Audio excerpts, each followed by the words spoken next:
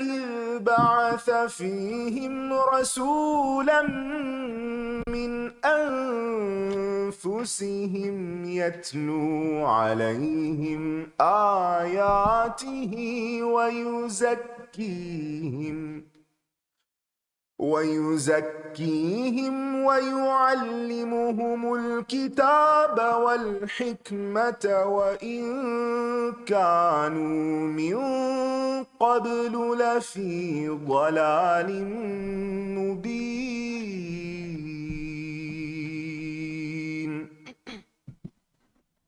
السلام علیکم ورحمۃ اللہ وبرکاتہ.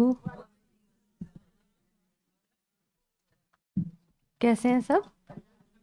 الحمدللہ الحمدللہ. نحمده ونصلي على رسوله الكريم. اما بعد فاعوذ باللہ من الشیطان الرجیم. بسم اللہ الرحمن الرحیم.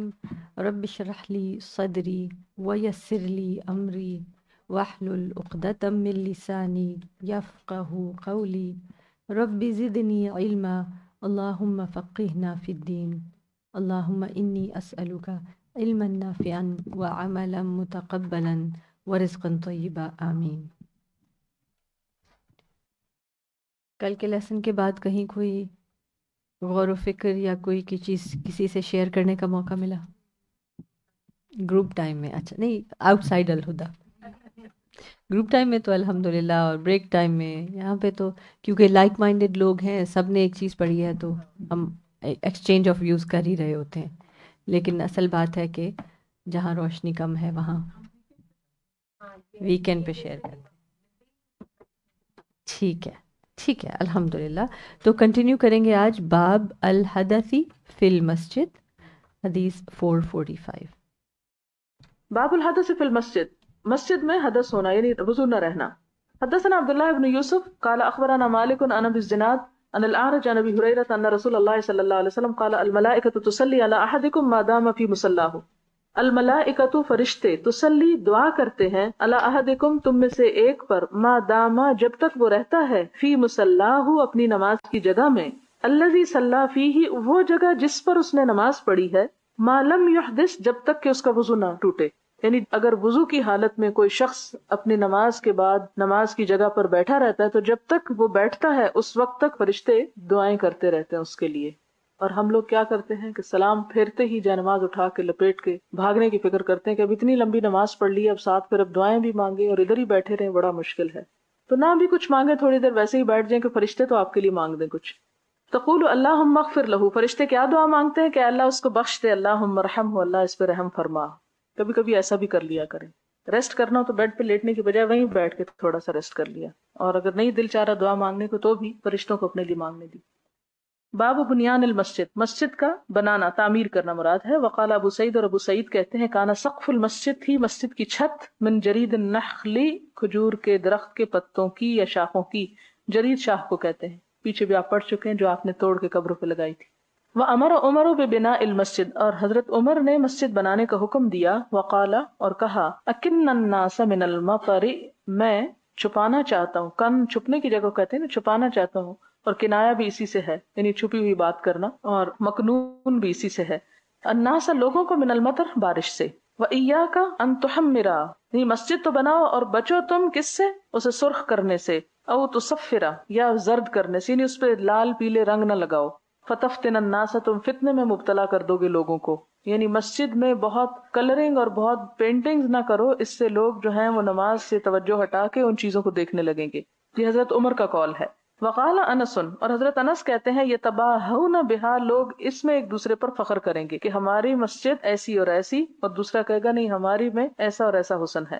ثم لا یعمرونها الا قلیلا، پھر نہ آباد کریں گے ان مسجدوں کو مگر بہت تھوڑے لوگ.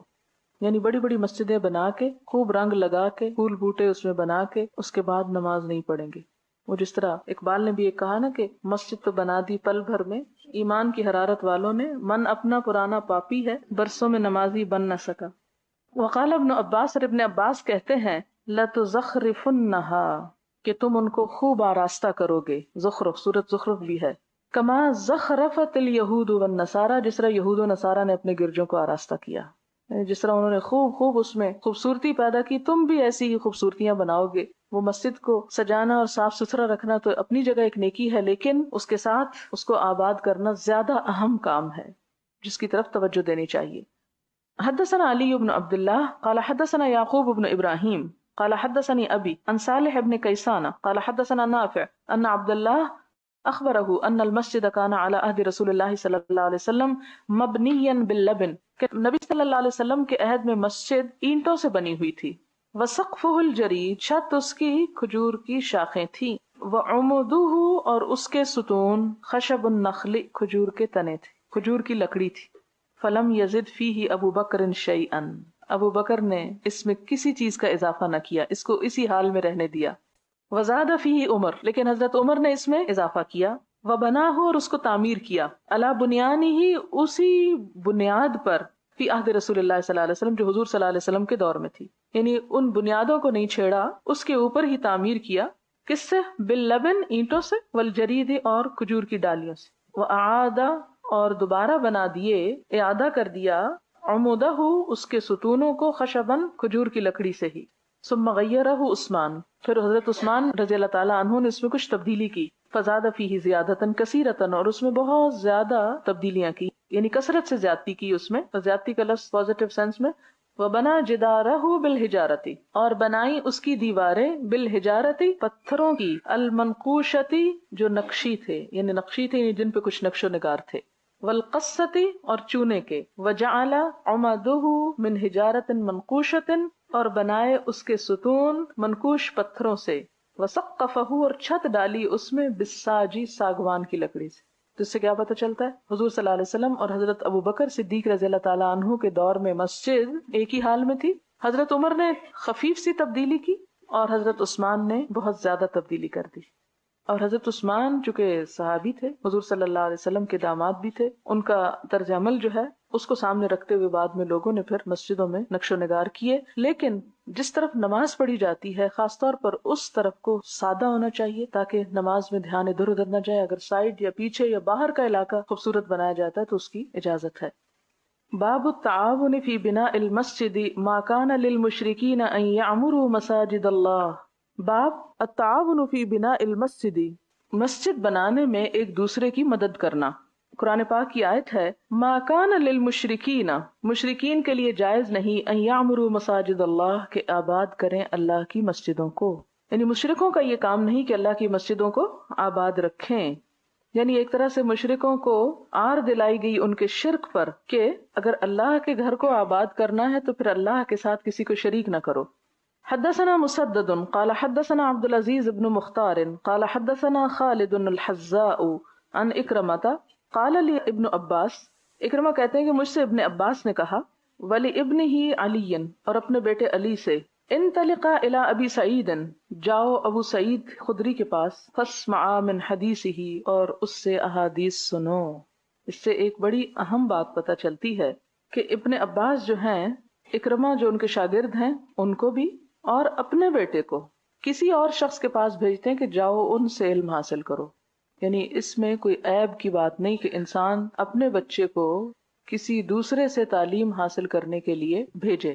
دوسری بات یہ کہ اس سے ان کی وسعت نظر سامنے آتی ہے کہ وہ یہ نہیں کہتے تھے کہ چونکہ میں پڑھانے والا ہوں اس لیے صرف مجھ سے پڑھو اور فلاں سے جا کے نہ سیکھو۔ علم کے لیے موت ہے یہ چیز کہ انسان اسے صرف چند لوگوں تک محدود کر دے یا اس میں تعصب برتے۔ ہمارے ہاں تو یہ سکھایا جاتا ہے کہ اگر تمہیں اس مدرسے میں آنا ہے تو دوسرے مدرسے میں جانا چھوڑ دو۔ پچھلے دنوں ملتان میں ایک قتل ہوا تھا، آپ نے اخبار میں پڑھا ہوگا، جس کی وجہ یہ تھی کہ ایک دیوبند مدرسے کے کچھ طالب علم ایک بریلوی مدرسے کے لوگوں کے پاس گئے اور کچھ کتابیں وغیرہ دیکھ رہے تھے ان کے اجتماع میں، تو انہیں وہاں پر اغوا کر لیا گیا۔ کہا جاتا ہے کہ یا تو ان کے اپنے ہی سیکٹ کے لوگوں نے اغوا کیا، اور دوسرا یہ ہے کہ جہاں گئے تھے انہوں نے اغوا کیا۔ تو یہ تعصب، اور پھر ان میں سے کچھ کو مارا گیا اور ایک کود کے نہر میں جا گرا اور اس نے وہاں سے تیر کے باہر نکل کے یہ ساری رپورٹنگ کی کہ ان کے ساتھ کیا بیتی۔ تو اب دونوں ہی مدارس جو ہیں وہ اسلام کی تبلیغ اور تعلیم کے لیے قائم ہوئے، لیکن باہم عداوتوں اور نفرتوں نے معاملات انسانی جانوں کی توہین تک اور قتل تک پہنچا دیا۔ تو یہ چیز بہت تکلیف دہ ہے، اس سے بچنا چاہیے اور وسعت نظر ہونی چاہیے۔ اور اس میں کیا ہے کہ حضرت ابن عباس حضرت اکرمہ کو اور اپنے بیٹے علی کو کہتے ہیں انطلقا الی ابی سعید، جاؤ ابو سعید خدری کے پاس، فاسمع من حدیثہ، تو جو حدیثیں ان کے پاس ہیں انہیں سنو، فانطلقنا، تو ہم چل دیے، فاذا هو فی حائط یصلحہ، تو آپ دیکھیں ان کی شان کہ وہ ابو سعید اس وقت کیا کر رہے تھے کہ اپنے باغ کی اصلاح کر رہے تھے. حائط کہتے ہیں باغ کو جس کی دیوار ہو، اپنے باغ کو درست کر رہے تھے، کھیتی باڑی کر رہے تھے. فاخذ رداءہ فاحتبا، تو انہیں دیکھ کر انہوں نے کیا کیا، سمجھ گئے کہ یہ کچھ سیکھنے کے لیے آئے ہیں، لہذا کام چھوڑ کر اپنی چادر اٹھائی. کیوں اٹھائی؟ علم کی مجلس کے احترام میں. فاحتبا، اور گوٹ مار کے بیٹھ گئے. ظاہر ہے کہ ایسی جگہ ہوگی کہ جہاں دوسری طرف بیٹھنا ممکن نہیں ہوگا، تو کم سے کم جگہ پر وہ بیٹھ گئے. احتبا کہتے ہیں نا گھٹنے اوپر کر کے بیٹھنا. ثم انشأ یحدثنا، پھر ہم سے حدیث بیان کرنے لگے. حتی عطا علی ذکر بناء المسجد، یہاں تک کہ وہ باتیں کرتے کرتے مسجد بنانے کے ذکر میں انہوں نے بات کی یا ذکر آ گیا. فقال، کہنے لگے، کننا نحمل لبنتن لبنتن، ہم اٹھا رہے تھے ایک ایک اینٹ، وعمار لبنتین لبنتین، اور عمار دو دو اینٹیں اٹھا رہے تھے. مراد کیا؟ تعاون کر رہے تھے. اور ہر شخص کیسا تعاون کر رہا تھا؟ اپنی وسعت کے مطابق یا اپنے شوق کے مطابق. عمار نوجوان بھی تھے، شاید اس لیے دو دو اینٹیں اٹھا رہے تھے، اور شوق بھی زیادہ ہوگا. فرآہ النبی صلی اللہ علیہ وسلم، تو نبی صلی اللہ علیہ وسلم کی نظر اس پہ پڑی جب وہ یہ کام کر رہے تھے. فینفض التراب عنہ، اور ان کے بدن سے مٹی جھاڑنے لگے. کون؟ آپ صلی اللہ علیہ وسلم. یعنی کتنا خیال رکھتے تھے آپ اپنے صحابہ کرام کا، اور کتنی محبت سے پیش آتے تھے. ویقول، اور کہنے لگے، ویح عمار، افسوس عمار، تقتلہ الفئۃ الباغیہ، قتل کر دے گا اس کو ایک باغی گروہ. یعنی آپ نے ایک پیشن گوئی کی. یدعوہم، وہ بلائے گا ان کو الی الجنت، جنت کی طرف. یعنی ایسا کام کہے گا کہ جس سے وہ جنت کی طرف آئیں.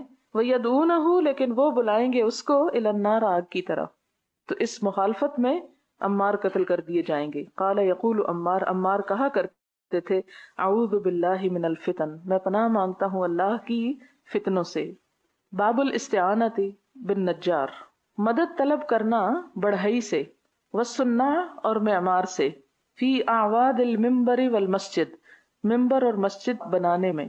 یعنی کیا مسجد میں کسی ایسے شخص سے مدد لی جا سکتی ہے جو کاریگر ہو، ہنرمند ہو، لیکن وہ اس مسجد کا مثلا نمازی نہ بھی ہو. حدثنا قتیبۃ قال حدثنا عبد العزیز عن ابی حازم عن سہل قال بعث رسول اللہ صلی اللہ علیہ وسلم الی امرأۃ، کہ آپ صلی اللہ علیہ وسلم نے ایک عورت کو کہلا بھیجا، اور عورت کا نام ہے عائشہ یا مینا، جو پیچھے گزر چکا ہے. انمری غلامکی، کہ تم اپنے غلام کو یا اپنے لڑکے کو حکم دو جو النجار بڑھئی ہے، یعنی اپنے بڑھئی بچے کو کہو، یعمل لی، کہ بنا دے میرے لیے، اعوادن، لکڑیاں، یعنی منبر مراد ہے، اجلس علیہن، جن پر میں بیٹھ سکوں. یعنی آپ نے یہ کام دوسروں سے کروایا. حدثنا خلاد قال حدثنا عبد الواحد بن ایمن عن ابیہ عن جابر ان امرأۃ قالت، کہ ایک عورت کہنے لگی، یا رسول اللہ، اے اللہ کے رسول صلی اللہ علیہ وسلم، الا اجعل لک شیئا، کیا میں نہ بناؤں آپ کے لیے ایک چیز، تقعد علیہ، کہ آپ بیٹھا کریں اس پر. فإن لی غلاما نجارا، کہ میرا بیٹا بڑھئی ہے یا لڑکا بڑھئی ہے، یا میرے پاس ایک بڑھئی لڑکا ہے. غلام، لڑکے، بیٹے ان کے لیے استعمال ہوتا. قال، آپ نے فرمایا، ان شئتی، اگر تو چاہتی ہے، کرنا چاہتی تو کر لو. فعملت المنبر، تو اس نے ممبر بنوایا. گویا پتہ یہ چلتا ہے کہ عورتیں بھی مسجد کی تعمیر اور ترقی میں اپنا ہاتھ یا حصہ ڈال سکتی ہیں، اور انہوں نے ایسا کیا. اور آپ صلی اللہ علیہ وسلم نے یہ نہیں فرمایا کہ تم عورت ہو، تمہارا کیا کام کہ مسجد کے ممبر بنواؤ، یہ تو مردوں کا کام ہے. ہاں، اور اس سے کیا پتہ چلتا ہے کہ وہ اس عورت نے حضور صلی اللہ علیہ وسلم سے بات کی اور اس کی آواز کا پردہ نہیں تھا.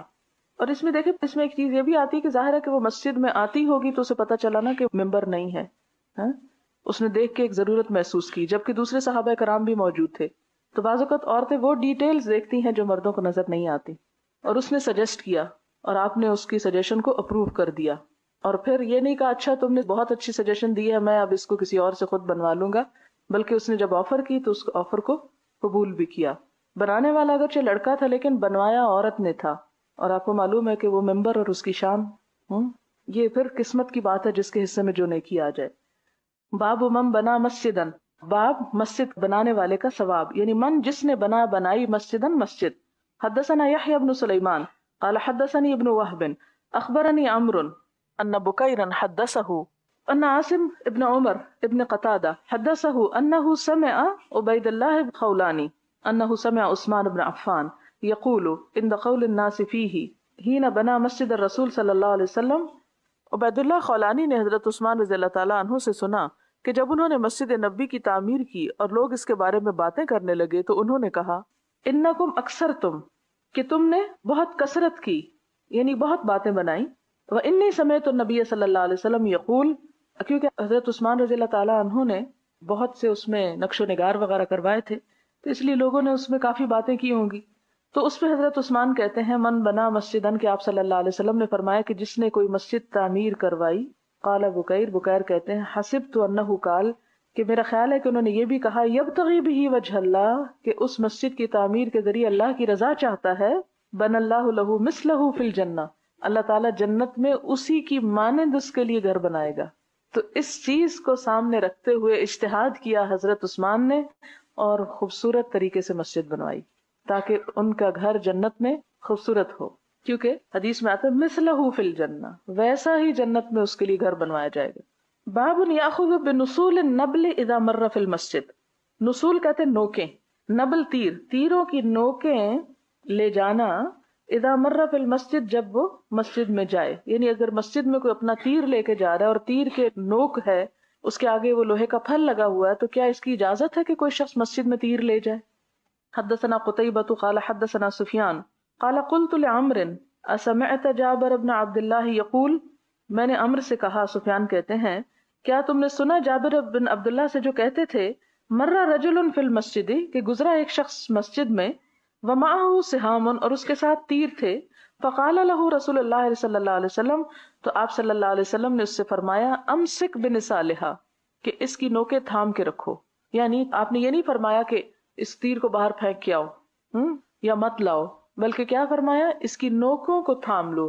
یعنی اگر لانا چاہتے ہو تو اس میں جو چیز تکلیف دہ ہے، نقصان دہ ہے، اس کو بچا کے رکھو. باب المرور فی المسجد، مسجد میں سے گزرنا تیر وغیرہ لے کر، یا ویسے ہی اگر کوئی بعض اوقات آپ دیکھیں کہ ایسا ہوتا ہے کہ مسجد دو گلیوں کے درمیان میں بنی ہوتی، تو بہت سے محلے کے لوگ جو ایک گلی سے دوسری میں جانا چاہتے ہیں وہ لمبا چکر کاٹنے کی بجائے مسجد کے اندر سے ہی گزر جاتے ہیں. کیا اس سے مسجد کی توہین تو نہیں ہوتی؟ حدثنا موسیٰ بن اسماعیل قال حدثنا عبد الواحد قال حدثنا ابو بردة بن عبد الله قال سمعت ابا بردة عن ابيه عن النبي صلی اللہ علیہ وسلم قال من مر فی شیء من مساجدنا، جو کوئی گزرے ہماری مسجدوں میں سے کچھ لے کر. اس سے پتہ چلتا ہے کہ مسجد سے گزرا تو جا سکتا ہے، اور گزرتے ہوئے بعض اوقات کوئی کھانا کسی نے اٹھایا ہوا ہے، کوئی تیر اٹھایا ہوا، کوئی اور چیز لے کے گزر رہا ہے. او اسواقنا، یا ہمارے بازاروں میں سے. مسجد کے ساتھ آپ نے بازار کا بھی ذکر کیا کہ صرف مسجد کے احترام میں نہیں، بلکہ اگر کوئی بازار میں بھی ایسی نوکیلی چیز لے کے گزر رہا ہے بنبل، تیر کے ساتھ، فلیأخذ علی نسالھا، تو چاہیے کہ اس کے نوک کو تھام کے رکھے. یعنی اس طرح نہ گزرے کہ کسی کو لگ جائے. لا یعقر، نہ زخمی کرے، بکفہ، اپنے ہاتھ سے، مسلمن، کسی مسلمان کو. اور آپ نے آج کل دیکھا ہوگا کہ لوگ لمبے لمبے سریے سزوکیوں پہ لاد کے اس بے دردی سے گزر رہے ہوتے ہیں کہ بعض اوقات پچھلی گاڑی آ کے بریک لگاتی ہے اور شیشے ٹوٹ جاتے ہیں دوسری گاڑیوں کے. تو یہ مسلمانوں کا اخلاق نہیں ہو سکتا. یہ سارا اخلاق ہم سے غیروں نے لے لیا، انہوں نے یہ ساری احتیاطیں اپنا لی اور ہم مادر پدر آزاد ہو گئے. باب الشعر فی المسجد، مسجد میں شعر کا پڑھنا. حدثنا ابو الیمان الحکم ابن نافع قال اخبرنا شعیب عن الزہری قال اخبرنی ابو سلمۃ ابن عبد الرحمن ابن عوف انہ سمع حسان ابن ثابت الانصاری. عبد الرحمن بن عوف نے بتایا کہ انہوں نے حضرت حسان بن ثابت صحابی انصاری سے سنا یستشہد ابا ہریرہ، کہ وہ ابو ہریرہ رضی اللہ تعالیٰ عنہ سے گواہی مانگ رہے تھے، طلب کر رہے تھے. انشدک اللہ، کہ میں تمہیں اللہ کی قسم دیتا ہوں، حل سمعت النبی صلی اللہ علیہ وسلم یقول، کیا تم نے سنا کہ حضور صلی اللہ علیہ وسلم یہ فرما رہے تھے، یا حسان، اے حسان، عجب عن رسول اللہ صلی اللہ علیہ وسلم، جواب دو دشمنوں کو حضور صلی اللہ علیہ وسلم کی طرف سے، یعنی دفاع کرو. اور پھر دعا کرتے تھے حضرت حسان کے لیے، اللہم ایدہ، اے اللہ اس کی تائید فرما، بروح القدس، روح القدس کے ساتھ. قال ابو ہریرہ نعم، حضرت ابو ہریرہ نے کہا جی ہاں. اصل میں واقعہ یہ ہے کہ حضرت حسان بن ثابت شعر پڑھ رہے تھے مسجد میں، تو حضرت عمر نے روکا کہ اس مسجد میں شعر نہ پڑھے جائیں. اور بہت سے مواقع پر حضرت عمر دخل اندازی کرتے تھے بہت سے کام جو حضور صلی اللہ علیہ وسلم کے سامنے بھی ہو رہے ہوتے تھے. ان کے ایمان اور تقوی کی وجہ سے انہوں نے جب روکا تو حضرت حسان نے حضرت ابو ہریرہ کو کہا کہ اچھا تم بتاؤ کہ کیا ایسا نہیں کہ میں حضور صلی اللہ علیہ وسلم کے سامنے یہ شعر پڑھا کرتا تھا اور آپ نے نہ صرف یہ کہ شعر سنے بلکہ دعا بھی کی اور یہ بھی کہا کہ ہاں حسان تم دو جواب شعروں کے ذریعے. اور ایک اور روایت میں آتا ہے کہ آپ صلی اللہ علیہ وسلم نے فرمایا کہ حسان تمہارے شعر ان کافروں کے لیے تیر و تلوار سے بھی زیادہ سخت ہیں. یعنی جو کام دوسرے صحابہ کرام تلواروں کے ذریعے کر رہے ہیں تم وہ کام اپنے شعروں کے ذریعے کر رہے ہو. کیونکہ شعروں کے بارے میں آپ صلی اللہ علیہ وسلم یہ بھی فرمایا کہ ان من البیان لسحر، کہ بعض بیان یا بعض کلام جو ہوتا ہے وہ جادو کا سا اثر رکھتا ہے. تو بعض اوقات بہت سی بات نثر میں ایسی نہیں کہی جا سکتی جو شعر میں انسان مختصر الفاظ میں زیادہ مؤثر انداز میں کر سکتا ہے. تو عموماً شعر کے جو موضوعات ہوتے ہیں وہ بعض اوقات فحاشی پر یا بے حیائی کی باتوں پر مبنی ہوتے ہیں، تو ان چیزوں کو تو خیر مسجد میں پڑھنے کی اجازت نہیں، لیکن ایسے شعر جو ولولہ انگیز ہوں اور بامقصد ہوں اور لوگوں کے اندر بھلائی پیدا کر سکتے ہوں تو ان کے پڑھنے کی ممانعت نہیں ہے. اور یہ اس لیے امام بخاری لائے کہ مثال کے طور پر اگر کوئی خطیب مسجد میں خطبہ دے رہا ہے اور اس دوران ایک شعر پڑھ دے تو ہو سکتا ہے کچھ دوسرے اس پہ کفر کا فتویٰ لگا دیں کہ یہ ممبر پہ کھڑے ہو کے شعر پڑھے جا رہے ہیں. تو ایسی چیزوں کو سنت سے ثابت کیا کہ اس کی اجازت ہے. باب اصحاب الحراب فی المسجد، باب بھالے والوں کا مسجد میں جانا. حراب کہتے ہیں بھالے وغیرہ، آلات جنگ، حرب سے ہے، ان چیزوں کا مسجد میں لے جانا. حدثنا عبد العزیز بن عبد اللہ قال حدثنا ابراہیم بن سعد عن صالح عن ابن شہاب قال اخبرنی عروۃ بن الزبیر، کہ مجھے عروہ بن زبیر نے کہا ان عائشہ قالت، کہ حضرت عائشہ کہتی ہیں لقد رأیت رسول اللہ صلی اللہ علیہ وسلم یوما، کہ میں نے نبی صلی اللہ علیہ وسلم کو ایک دن دیکھا، فی باب حجرتی، اپنے حجرے کے دروازے میں، والحبشۃ، اور حبشی، یلعبون فی المسجد، مسجد میں کھیل رہے تھے. یہ کھیلنا کون سا ہے؟ یعنی مشق اندازی کر رہے تھے یا ایک خاص جنگی کھیل کھیل رہے تھے یا مشق کر رہے تھے، ایکسرسائز کر رہے تھے. ورسول اللہ صلی اللہ علیہ وسلم، اور نبی صلی اللہ علیہ وسلم، یسترنی، چھپائے ہوئے تھے مجھ کو، بردائے ہی، اپنی چادر کے ساتھ، یعنی مجھ پہ آپ نے اپنی چادر ڈال لی. انظر الی لعبہم، اور میں ان کا کھیل دیکھتی رہی. یعنی حضور صلی اللہ علیہ وسلم نے یہ نہیں کیا کہ ان کو روک دیں کہ تم آدمیوں کو کیوں دیکھ رہی ہو، تم گھر بیٹھو. نہیں، آپ نے ان کو دیکھنے کی اجازت دی. بس اتنا کیا کہ ان کے اوپر کپڑا ڈال دیا کہ وہ لوگ حضرت عائشہ کو نہ دیکھیں، کہ وہ حجاب میں رہیں. اور ایک اور روایت میں آتا ہے کہ حضرت عائشہ کا جو سر تھا آپ کے کندھے پر تھا، پیچھے سے آپ دیکھ رہی تھی، اور آپ صلی اللہ علیہ وسلم جو تھے وہ بھی ملاحظہ فرما رہے تھے اور آپ بھی دیکھ رہے تھے. اس سے کیا پتہ چلتا ہے کہ خواتین اولمپکس دیکھ سکتی ہیں، اور اس میں صرف یہ ہے کہ ایک خاص چہرے پر فوکس نہ کیا جائے. اگر دور سے کھیل کود ہو رہا ہے تو کبھی اچانک اس پہ نگاہ پڑ گئی کہ اس پہ پڑ گئی تو اس میں ممانعت نہیں ہے. لیکن ایسے کھیل خاص طور پر کہ جو بیکاری میں مبتلا نہ کرے انسان، کیونکہ کھیل بھی بامقصد ہونا چاہیے. ہٹلر نے تو کرکٹ بند کرا دیا تھا نا. خیر، یہاں پر کھیل سے مراد پھر ایک کھیل ہے جو جنگی قسم کا کھیل ہے، اور ایک عام کھیل، اور ایک ہمارا کھیل جس کو ڈرامہ کہا جاتا ہے. کیونکہ بہت سے لوگ یہ پوچھتے اچھا ڈرامہ دیکھنا حلال ہے کہ حرام ہے. تو اصل میں کھیل دیکھنا حلال یا حرام نہیں، یہ دیکھا جائے گا اس میں ہو کیا رہا ہے. اگر وہ فحش باتوں پہ مبنی ہے، بیکار قصہ ہے، تو وقت کا ضائع کرنا ہے. وہ پھر لہو میں آ جائے گا، لہو میں آ جائے گا، جو انسان کو اپنے اندر اتنا مشغول کر لے کہ اس سے اہم کام بھول جائیں. یہ نہ ہو کہ ہنڈیا جل جائے اور آپ کھیل ملاحظہ فرماتے رہیں.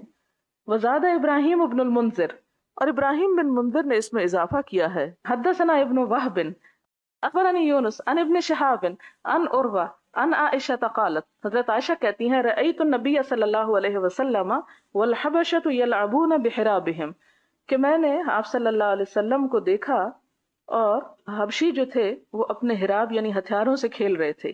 اور ہتھیاروں سے کھیلنا جو ہے وہ ایک بامقصد کھیل ہو سکتا ہے. جیسے آپ نے دیکھا ہوگا نا وہ تلواروں سے لڑتا ہوا دکھاتے ہیں بعض اوقات، تو وہ ایک طرح سے پریکٹس ہوتی ہے جنگ کے لیے.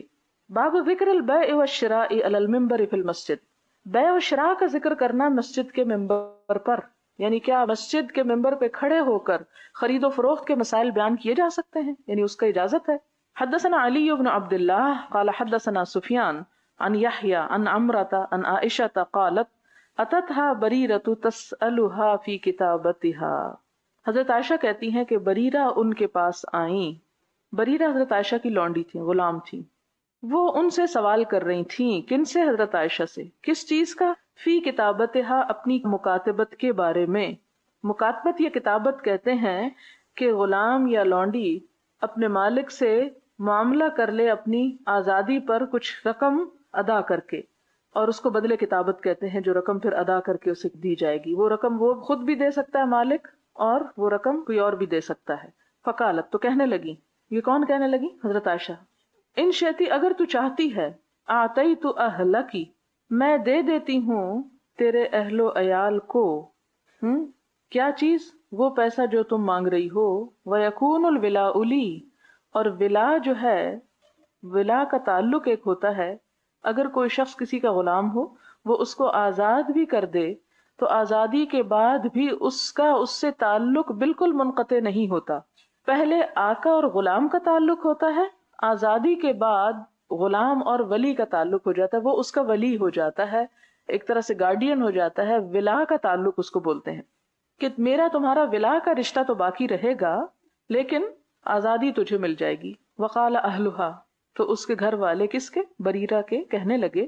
ان شئتی آتیتھا ما بقیا، اگر تو چاہے تو دے دے تو اس کو جو باقی ہے. وقال سفیان مرتن، اور سفیان ایک دفعہ کہتے ہیں، یہ حدثنا سفیان اوپر آیا نا، یہ راوی، ان کی طرف اشارہ ہے. ان شئتی آتقتھا، اگر تو چاہے تو اسے آزاد کر دے. وَيَكُونُ الْوِلَاءُ لَنَا، اور ولا ہمارے لیے ہو جائے، یعنی اس کے گھر والوں کے لیے. فلما جاء رسول اللہ صلی اللہ علیہ وسلم، جب نبی صلی اللہ علیہ وسلم تشریف لائے، ذکرتہ ذالک، حضرت عائشہ نے اس بات کا ذکر آپ سے کیا کہ یہ شرطیں عائد کر رہے ہیں اس کے گھر والے. فقال ابتعیھا، آپ صلی اللہ علیہ وسلم نے فرمایا کہ تو اس کو خرید لے. فاعتقیھا، پھر اس کو آزاد کر دے. فإن الولاء لمن اعتق، کیونکہ ولا جو ہے اس کے لیے ہوتا ہے جو آزاد کرتا ہے، اس کو تو ولا کا رشتہ مل ہی جائے گا. ثم قام رسول اللہ صلی اللہ علیہ وسلم علی المنبر، پھر نبی صلی اللہ علیہ وسلم منبر پر کھڑے ہوئے. ہاں، یہ جو لونڈی تھی نا، یہ حضرت عائشہ کی نہیں تھی، کسی اور کی تھی. حضرت عائشہ کے پاس آئی تھی پیسہ لینے کہ وہ اپنے مالکوں کو دے کر بریرہ اپنے آپ کو آزاد کرا سکے. تو مالکوں نے کیا کہا کہ دو شرطیں ہیں. کیا؟ ان شئتی آتیتھا ما بقیا، کہ جو اس پر باقی ہے وہ تم دے دو اور ولا ہمارے لیے ہو جائے. تو آپ صلی اللہ علیہ وسلم کے سامنے جب مسئلہ رکھا گیا تو آپ نے کیا فرمایا کہ عائشہ تم کیا کرو، بریرہ کو پہلے خرید لو، یعنی مکاتبت میں پیسہ دینے کی بجائے اسے خود لے لو، اور خریدنے کے بعد میں کیا کرو، اس کو آزاد کر دو. تو یہ اس مختصر وقت کے لیے جب کہ انہوں نے ان کو خریدا وہ ان کی مالک ہوئیں. پھر حضرت عائشہ نے ایسا ہی کیا، لیکن اس کے بعد آپ صلی اللہ علیہ وسلم نے جب یہ مالکوں کی شروط دیکھیں تو کیا فرمایا؟ قال سفیان مرتن، سفیان ایک دفعہ کہتے ہیں، فصعد رسول اللہ صلی اللہ علیہ وسلم علی المنبر، کہ آپ صلی اللہ علیہ وسلم ممبر پر کھڑے ہوئے. فقال، آپ نے فرمایا، ما بال اقوام، یہ لوگوں کا کیا حال ہے. یہ آپ کا ایک خاص انداز ہوتا تھا کہ نام لے کر بات نہیں کرتے تھے، جس کی بات ہوتی وہ خود سمجھ جاتا. اور آپ کیا فرماتے، یہ لوگ کیا کرتے ہیں، یشترطون شروطا لیس فی کتاب اللہ، ایسی شرطیں رکھ رہے ہیں جو اللہ کی کتاب میں نہیں. کس چیز کے بارے میں؟ غلاموں کو آزاد کرنے کے بارے میں. من اشترط شرطا لیس فی کتاب اللہ، جس نے کوئی ایسی شرط رکھی جو اللہ کی کتاب میں نہیں ہے، فلیس لہ، تو نہیں ہے وہ اس کے لیے، یعنی جائز. وان اشترط 100 مرۃ، خواہ وہ 100 مرتبہ ایسی شرط رکھ لے تو وہ شرط کی حیثیت ہی نہیں رکھتی، یعنی اس شرط کا کوئی اعتبار نہیں ہوگا. وَرَوَاهُ مَالِكٌ عَنْ يَحْيَىٰ، اور اس حدیث کو مالک نے یحییٰ سے روایت کیا، عن امرۃ ان بریرہ، حضرت امرہ سے، پھر آگے کہ بریرہ، ولم یذکر، اور نہیں ذکر کیا، فصعد المنبر، کہ آپ ممبر پر چڑھے، یعنی ان کی روایت میں ممبر پہ چڑھنے کا لفظ نہیں آتے. قال علی، قال یحییٰ وعبد الوہاب عن یحییٰ عن امرہ، وقال جعفر بن عن یحییٰ قال سمعت امرۃ قالت سمعت عائشہ رضی، یعنی ان کی روایت کا انداز یہ ہے. نیچے تو صرف سند پہ بات ہوئی ہے. امام بخاری اس کو جس سلسلے میں لائے ہیں وہ یہ کہ ممبر پر کھڑے ہو کر لوگوں کو بیع و شراء کی تعلیم سے متعلق باتیں بتائی جا سکتی ہیں. سوال، آپ نے بتایا کہ جس زمین پر یا جگہ پر قدرتی آفات کی وجہ سے کوئی تباہی ہوتی ہے وہ جگہ ملعون ہوتی ہے، وہاں اللہ کی رحمت نہیں ہوتی، وہاں نماز نہ پڑھنا چاہیے. سوال یہ ہے کہ شہروں میں جو زلزلے اور بارشوں وغیرہ سے تباہی ہو جاتی ہے اس کے متعلق بھی کیا یہی حکم ہے؟ بات یہ ہے کہ یہ ان جگہوں کی طرف اشارہ تھا جہاں بڑی بڑی قوموں پر عذاب ہے اور اس کے بعد کوئی آبادی بھی نہیں ہوئی، آج تک کوئی آبادی نہیں ہوئی، اور آپ صلی اللہ علیہ وسلم نے وہاں پر زیادہ ٹھہرنے اور نماز وغیرہ پڑھنے سے بھی منع کیا. تو ان جگہوں پر نہیں پڑھنی چاہیے. رہی وہ جگہ جن پر وقتی آفات آ جاتی ہیں لیکن آبادیاں ہوتی ہیں تو اس میں نماز پڑھنا منع نہیں. اس طرح تو شاید زمین کا کوئی حصہ ایسا نہ ہو جس پہ کبھی کوئی آفت نہ آئی ہو، تو پھر سب کی نماز کی چھٹی. اگلا سوال ہے، اگر اسکول کالج وغیرہ کے ساتھ ٹیکسلا یا موہنجو داڑو جیسی جگہ پر جایا جائے اور نماز کا وقت آ جائے تو کیا کرنا چاہیے؟ اس میں آپ دیکھیں کہ ٹیکسلا میں صرف ٹرپ پہ نہیں جاتے، لوگ وہاں رہتے بھی ہیں. اور ٹیکسلا میں اگر کچھ کھنڈرات ہیں یا موہنجو داڑو میں تو وہ ایک مخصوص ایریے میں ہیں، اور ان کھنڈرات کے اوپر کھڑے ہو کر نہ پڑھیں، لیکن اس کے ساتھ کی جو زمین ہے اس میں پڑھنے پر کوئی مشکل نہیں ہے، اور جو لوگ ٹیکسلا میں رہتے ہیں ان کی نمازیں بھی درست ہیں. التماثیل اور الصور میں کیا فرق ہے؟ تماثیل مجسموں کو کہتے ہیں اور الصور جو ہیں وہ تصویروں کو کہتے ہیں جو ہاتھ وغیرہ سے بنائی ہوئی ہوتی ہیں. البیعہ اور کنائس میں کیا فرق ہے؟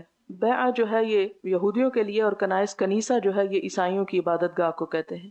ام سلمہ اور ام حبیبہ نے حبشہ میں کنیسہ کا ذکر کیا ہے، کیا وہ حبشہ سے تعلق رکھتی تھیں؟ ایسا نہیں ہے. ام سلمہ تو حضرت عمر کے خاندان کی تھیں اور ام حبیبہ ابو سفیان کی بیٹی تھیں.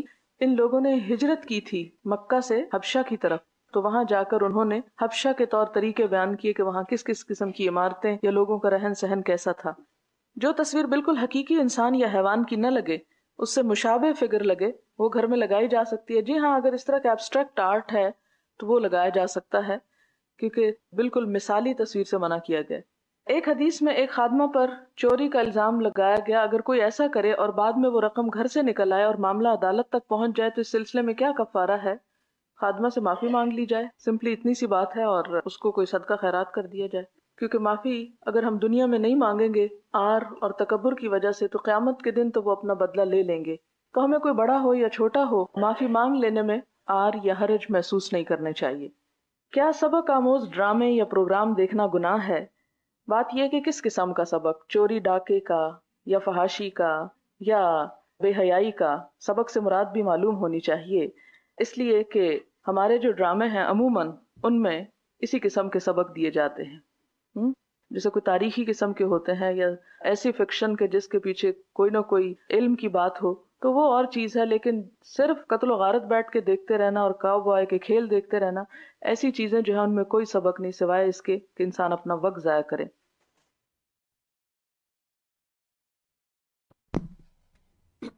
جی ریکیپ. الحدث فی المسجد کیا کریں گے؟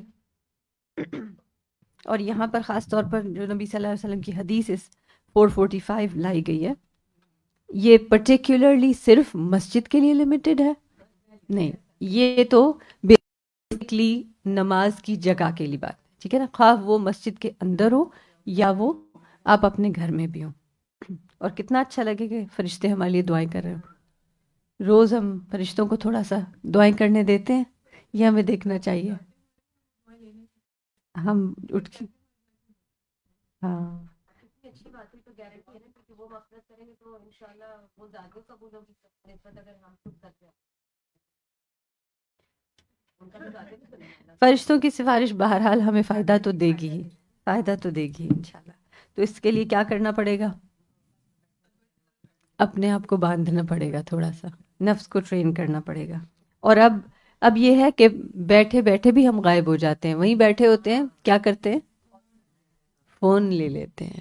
تو اگر آپ اس جگہ پر ہی بیٹھے، آپ کہیں نہیں میں تو اسی جگہ پر بیٹھی ہوں، لیکن آپ اگر مشغول کسی اور چیز میں ہو گئے تو وہ جگہ چھوڑ کے جانا اور مشغولیت اختیار کرنا سملر بات ہو گئی. تو لہذا کوشش کریں کہ فون بھی جو ہے ذرا دور رکھ کے پڑھیں، جہاں بیٹھے بیٹھے ہاتھ سے فون نہ پکڑ سکے. یہ ہوتا ہے نا ہم سب کے ساتھ. جی بالکل، دوسری روایت میں یہ بھی آتا ہے، وہ بھی آتا ہے. اور یہاں پر یہ کہ صلی فیہ، وہ جس جگہ پر جہاں اس نے نماز پڑھی، ٹھیک ہے نا، ما دام فی مصلاہ الذی صلی فیہ، اس جگہ جہاں پر اس نے نماز پڑھی، تو وہاں پر بیٹھے رہیں گے. اور جیسے ابھی ایکسپلینیشن میں استاذہ نے کہا نا کہ اگر نہیں بھی کچھ کر رہے تو آپ بیٹھے رہیں، لیکن نہ کچھ کرنا ڈفرینٹ ہے اور فون پہ میسیجز چیک کرنا یا کچھ اور دیکھنا ڈفرینٹ ہے. تو لہٰذا یہ کیونکہ پرسنلی یہ چیز مجھے بہت پنچ کرتی ہے، تو میں اس کو اٹس اے بگ اسٹرگل کہ خود ہم کر رہے ہوتے ہیں، تو اس لیے میں آپ سے شیئر کر رہی ہوں، کیونکہ ہم سب کو اپنے نماز کے ساتھ جو ہمارے حالات چل رہے ہیں ان کی اصلاح کی ضرورت ہے. آپ لوگ نماز کے اذکار کا سن رہے ہیں لیسنس استاذہ کے؟ کون ریگولرلی سن رہا ہے؟ کچھ لوگ ریگولرلی سن رہے ہیں اور باقی ارریگولرلی سن رہے ہیں. پلیز سنتے رہیں. ٹھیک ہے، اگر تھوڑا سا آپ مس آؤٹ ہو جاتا ہے تو کیونکہ وہ 4 دن کلاس ہو رہی ہے، ہمارے پاس ویکینڈ بھی ہوتا ہے، تو کیچ اپ ضرور کر لیں کیونکہ بہت زیادہ فائدہ ہو رہا ہے اور رمضان سے پہلے پہلے ہم یہ چیز کر لیں گے اور الحمدللہ کہیں نہ کہیں اس کی ری انفورسمنٹ آ جاتی ہے.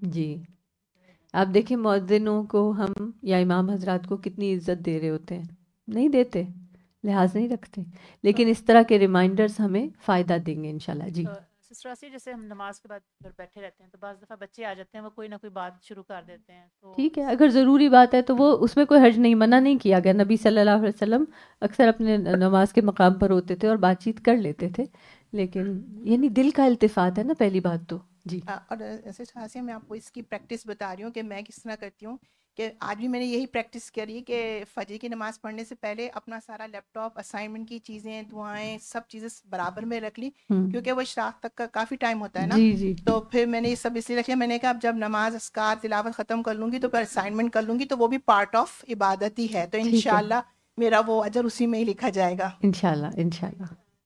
جیسے فجر کے بعد بچوں کا اسکول، ان کا لنچ، ان کا ناشتہ، یہ سارا یہ بہت ٹائم ہوتا ہاں ہے. آج کل کیونکہ فجر لیٹ بھی ہو رہی ہے نا، فجر لیٹ ہو رہی ہے، اشراق بہت لیٹ ہو رہی ہے اور بچوں کے اسکول جانے کا ٹائم ہو جاتا ہے. جی وہ تو پھر اب نیسیسٹی ہے نا. دیکھیں وہ ایز اے مدر ایک ماں کا ایک طرح سے رسپانسبلٹی ہے کہ آپ نے بچوں کو اسکول بھیجنا ہے، تو اس میں آپ بس وہی بات ہے کہ جس تھوڑی سی دیر بیٹھ جائیں، مین اذکار کر لیں، پھر اس کے بعد اٹھ کے چلتے چلتے باقی اذکار کر لیں. اور سارا سال تو ایسا نہیں ہوتا نا، اور ساری نمازوں میں بھی ایسا نہیں ہوتا. کچھ نمازیں ہم ایسا کر سکتے ہیں جو بہت مصروفیت کا وقت ہے، ٹھیک ہے اس وقت آپ تھوڑا سا کر کے اٹھ جائیں، اور باقی کوئی دن کی کوئی 1-2 نمازیں تو ایسی ہو سکتی ہیں. اگین کچھ لوگوں کے لیے ہو سکتا ہے وہ ٹائم زیادہ، ہر گھر کا سلسلہ فرق ہے، ہر گھر میں کوئی روٹین، کوئی مجبوری ہو سکتی ہے، لیکن عموماً عشاء اور فجر کے بعد کا وقت ایسا ہوتا ہے کہ آپ ذرا سکون سے بیٹھ سکتے ہیں. کئی گھروں میں عصر کے بعد کا وقت بھی ایسا ہوتا ہے کہ باقی لوگ لیٹے ہوئے ہیں یا آرام کر رہے ہیں یا کچھ بھی ہے. تو آپ خود اپنے حالات کو بہتر جانتے ہیں. بس یہ یاد رکھیں اس حدیث سے کہ ہمیں فرشتوں کی دعائیں لینی ہیں، اسپیشلی وہی صبح کا ہی تھا ان کا کوشچن کہ جی چیلنجنگ ہو جاتا ہے. ہاں کہ اب بچے کا سب کو تیاری کرنی ہے، تو جیسے اذکار پڑھ لیا، میں تو کتنی بار تو چلتے چلتے ہی اذکار پڑھنا پڑتا ہے، یا نماز پہ نہیں ہو پاتا ہے. تو اگر جیسے قرآن تلاوت لگا دیا، کان میں سن رہے ہیں، دعا کریں، تو میرا ڈسکنیکشن ہو گیا فرشتوں سے کہ ابھی بھی کنیکٹڈ ہو گیا؟ یہ تو اللہ تعالیٰ ہی بہتر جانتے، یہ تو اللہ تعالیٰ ہی بہتر جانتے. مائک لے لیجیے. ایک وقت میرا بھی یہی تھا جب میرے بچے چھوٹے تھے. اب میں اللہ کا اتنا شکر ادا کرتی ہوں کہ اللہ نے مجھ چیز سے فرصت دے دی ہے، اب مجھے وہ ٹائم مل گیا. تو سب کی زندگی کے اسٹیپس فیزز آتے رہتے ہیں، یہ چیزیں تو چلتی رہتی ہیں. آپ بھی کچھ کہنا چاہتی ہیں صرف؟ اچھا شازیہ، سوری، ہاں مکس کر گئی، سوری. اچھا ٹھیک ہے، نو پرابلم. بنیان المسجد. اچھا یہ بات جو ابن عباس رضی اللہ عنہ نے کہی کہ تم بھی مساجد کو اسی طرح سجاؤ گے، زیبائش کرو گے جیسے یہود و نصارہ نے کی، اس بات اور جو عثمان رضی اللہ عنہ نے تھوڑی سی منقش کر دی در و دیوار، اس کو آپ ریکنسائل کیسے کریں گے؟ کیونکہ بعض اوقات ہم اس کو یعنی سب کو لپیٹ جاتے ہیں ایک ہی بات میں، ہم کہتے ہیں یہ ہے تو اس لیے جس نے مسجد سجائی ہوئی ہے اس کو سب کو کہ نہیں یہ تو بڑا غلط کام کر رہے ہیں، حدیث کے خلاف کام کر رہے ہیں. ٹھیک ہے نیت ہے، ٹھیک ہے، وہ جنت میں اسی مثال گھر بنے گا اس کے لحاظ سے. اور پھر وہی بات کہ جو چیز عبادت میں مانع ہو جائے، خلل ڈال دے، کیونکہ اگر آپ فرنٹ کی طرف کچھ اس طرح کر رہے ہیں جو نہ صرف یہ کہ آیات کا نقش و نگار کے ساتھ لکھا جانا، اور بلکہ اس کے علاوہ بھی جی ممبر بھی بہت زیادہ ایکسٹریم سجایا جاتا ہے، تو اس چیز کو تھوڑا سا لحاظ رکھ لینا چاہیے. اور دوسری بات یہ کہ یہود و نصارہ نے اپنے عبادت خانے کیسے سجائے ہوئے ہیں. جی ان کے پاس اسٹیچوز تھے، امیجز تھے، آرٹ ورک بہت زیادہ سمجھے تھے. آپ یہاں پہ چرچز میں دیکھیں تو سب سے زیادہ جو کامن چیز پرانے چرچز کی ہے وہ کیا ہے؟ اسٹینڈ گلاس ونڈوز، ہے نا. تو وہ پھر ہمیں کیا کرنا چاہیے کہ ہم اسٹین گلاس ونڈوز اور ایسی چیزوں سے اوائڈ کریں. آپ نے اگر مسجد کی آرائش کرنی ہے، سب سے پہلی چیز تو مسجد کی آرائش میں اس کا صفائی ستھرائی ہے. اور یہ ضروری نہیں ہے کہ مٹیریلز بہت ایکسپینسو لگائے جائیں، لیکن ایز لانگ ایز پریکٹیکل ہوں کہ وہ ایکسپینسو ہونے کے ساتھ لوگوں کو مشکل میں نہ ڈال دیں. کیونکہ کچھ چیزیں ایسی بھی ہوتی ہیں نا ہماری آرائش کی جو پریکٹیکلی تکلیف دینے لگتی ہیں. یعنی فرش ایسا ہوگا کہ پھر جس پہ چلنے سے انکمفرٹیبل انسان ہوتا ہے، تو ایسی چیز نہیں ہونی چاہیے. لیکن کوئی حرج نہیں ہے کہ انسان جنت میں اپنا گھر بہت الیبوریٹ اور خوبصورت بنانے کے لیے یہاں کی مساجد کو بھی اچھے سے بنائے. جی مائک ان کو دے دیجیے سسٹر میرا کو. جی آباد کرنا تو بہت ہی اہم ہے. آرائش والی آج ہم دیکھتے ہیں کہ دنیا میں بہت ساری مساجد بہت زیادہ خوبصورت بنائی گئی ہیں، لیکن ان کی آباد کاری کتنی ہے اور اس کے لیے ایفرٹ کتنا ہو رہا ہے. اب تو اسلامی دنیا میں بھی بہت سی مساجد، خواہ وہ ہسٹورک ہوں یا وہ نیو ہوں، وزٹر پلیس بن گئی ہیں، ہے نا. جی بلو ماسک از اے وزٹر پلیس. جی جی چلیں سسٹر میرا بتائیے. جی میں یہ کہہ رہی تھی کہ جیسے نماز کے لیے کہ اصل جو چیز منع کی گئی ہے کہ اس میں آپ کا فوکس ہٹ جاتا ہے. تو مجھے وہ بات یاد آ رہی تھی کہ جب رسول اللہ صلی اللہ علیہ وسلم نماز پڑھتے تھے اپنے ہی حجرے میں، اور ایک پردہ حضرت عائشہ نے لگایا ہوا تھا، تو انہوں نے کہا کہ اس کو ہٹا دیں. تو اب اکثر میں کوشش ہمارے جا نمازوں میں ہوتی ہے، تو اب سوچ نہیں چینج کر سکتی، میں اکثر یہ کہتی ہوں اس پر ایک پلین کپڑا چادر ڈال دیتی ہوں. ہاں بالکل، اس سے اچھا ہو جاتا ہے. الحمدللہ.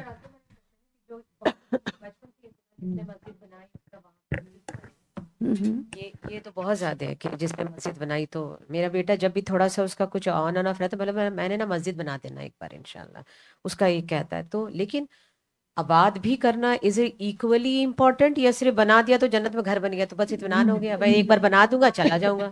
دیکھیں حدیث میں جو اجر آیا ہے وہ مسجد بنانے کا ہے. اچھا. اور مسجد بنانے کا مطلب صرف مسجد کنسٹرکٹ کرنا نہیں، مسجد کی کنسٹرکشن کے ساتھ اس کی مینٹیننس بھی ہے. ٹھیک ہے، لیکن مسجد کی آبادکاری کا ذکر کہاں آتا ہے؟ قرآن میں آتا ہے. ہاں ٹھیک ہے نا. یہ تو ایمان والوں کی نشانی ہے جو مسجد کو آباد کرتے ہیں. اور مسجد کی آبادی کس طرح ہے؟ وہاں جا کے نماز پڑھ کے نماز کی ادائیگی، اور مسجد میں یعنی تعلیم اور تدریس جو ہمارے دین کا. مسجد جو ہے اللہ کے ذکر کی جگہ ہے، تو وہاں پہ خاص طور پہ اللہ تعالیٰ کے بھیجے ہوئے دین کی تعلیم اور تدریس مسجد کی آبادی میں اہم ہے. ہم کیسے مسجد بنوا سکتے ہیں؟ ایک چیز پوچھنی تھی. جو بنی ہوئی ہے اس میں بھی کنٹریبیوٹ کر سکتے ہیں. اور کئی جگہیں ایسی بعض اوقات کوئی اپیل آ جاتی ہے کہ پتہ نہیں کتنے ہنڈریڈ آف مائلز میں کوئی مسجد ہے ہی نہیں. For instance Thar Parkar desert میں ایسے ایریاز ہیں، افریقہ میں کئی ایسی جگہیں ہیں جہاں پہ لوگوں کے پاس مسجدیں ہیں ہی نہیں. تو اگر آپ کو کبھی کوئی اس طرح کا کوئی آپشن پتہ چلے تو آپ اس میں بھی حصہ ڈال سکتے ہیں easy as a class contribute کر کے کروا سکتے ہیں. وہاں پر تھرڈ ورلڈ کنٹری میں ایک ایسی جگہ جہاں پر کوئی بھی ایک کمرہ یا 2 کمرے کی مسجد بنے، اس میں کوئی بہت زیادہ ملینز نہیں لگتے، تھوڑا سا ہی لگتا ہے. تو انشاءاللہ یعنی جب کوئی ایسی چیز سامنے آئے تو اس کو بھی دیکھا جا سکتا ہے.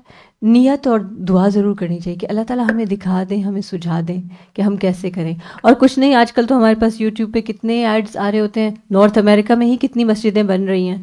تو ہم سوچتے ہیں نہیں یہ نارتھ امریکہ والے تو سارے امیر لوگ ہوتے ہیں، ان کی مسجدیں اور ایسی لگژری اور یہ وہ نہیں. یہاں کی مساجد میں بھی سپورٹ، جس مسجد میں ہو سکے کچھ نہ کچھ حصہ ڈال دیں، تھوڑا تھوڑا بھی ڈال دیں. جی بالکل، ایک اینٹ یا ایک کیل بھی.